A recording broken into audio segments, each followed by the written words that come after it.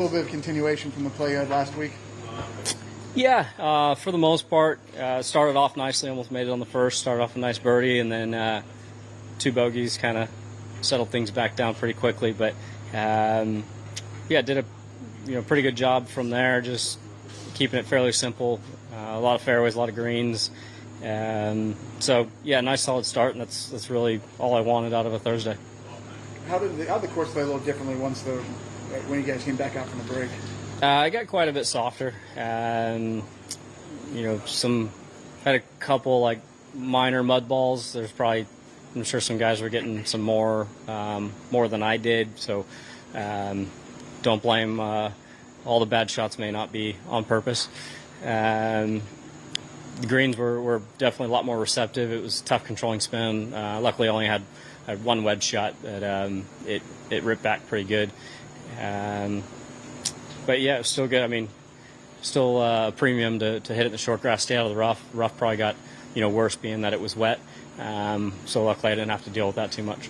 Rickie, as much as I hate the word expectations, because I know you expect great things every week, are they different in your head now than they were going into Memphis?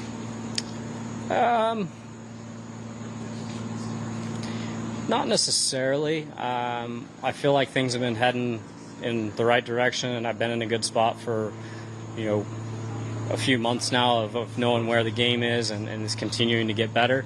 Last week I definitely, liked my chances with how I was playing, and I like that golf course. I've had success there before. And this is a bit different. It's a lot different test than what Memphis gave us last week. But with how the game has been, in a way kind of playing like last 2 weeks, or more so this week, probably in a way more of a nothing to lose. Last week was, maybe more important with getting inside the top 50. Obviously there's some other implications being inside the top 30 with majors, and then going into next week and everyone's starting at zero. So, I know what you need to do, need to have a solid finish and play well, but if we keep continuing what we've been doing, it shouldn't be an issue.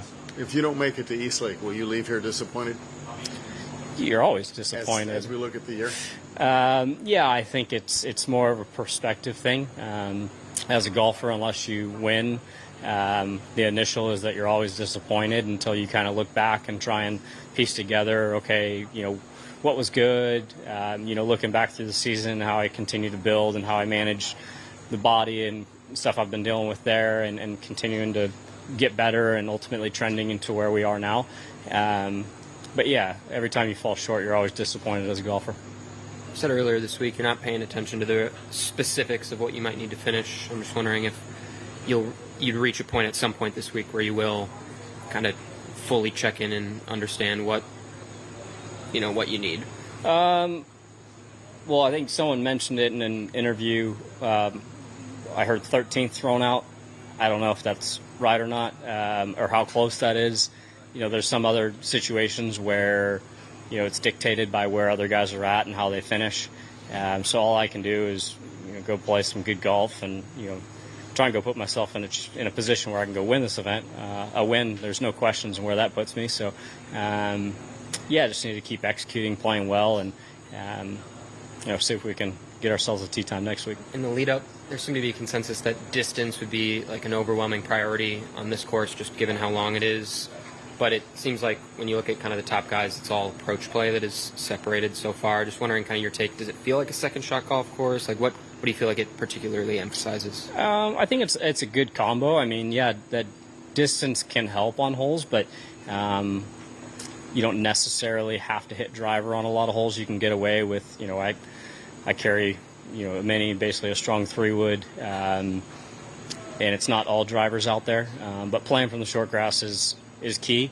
And then, from there, how the greens are, with the amount of slope in areas and how they're sectioned off, having that control and being able to put the ball in kind of the proper position helps. So I think it's a good blend. I think the approach play, when you're seeing that separate, I feel like off the tee, there's enough room. You're going to see a lot of guys, drive it well to decent, and then from there, that's where you can kind of separate yourself and how well you take advantage of those opportunities when you are playing from the fairway. What worked well on that stretch you had 7 through 11-ish? What was working for you? A lot of fairways, made a couple putts. I think it was just more control, putting the ball in the right spot. I'm trying to remember the holes. I've only been around the golf course a couple times now. I hit a couple of good shots that were close enough. Didn't have to make too long of a putt. I made a nice one on 10 from about 20 feet. Hit a good wedge into 11. A lot of it was just pretty simple golf. Is that a playoff beard? I don't know what it is. I think it was growing for a bit through the British. Got home. Maya, our oldest, usually tells me, "Dad, take your hair off." She's mentioned it. I try and tickle her as much as I can with it, and she was kind of messing with it yesterday. So we'll see if she lets me keep it. She kind of dictates a lot of that, but so far she hasn't forced me to take it off yet. Thanks, Rick. Yeah.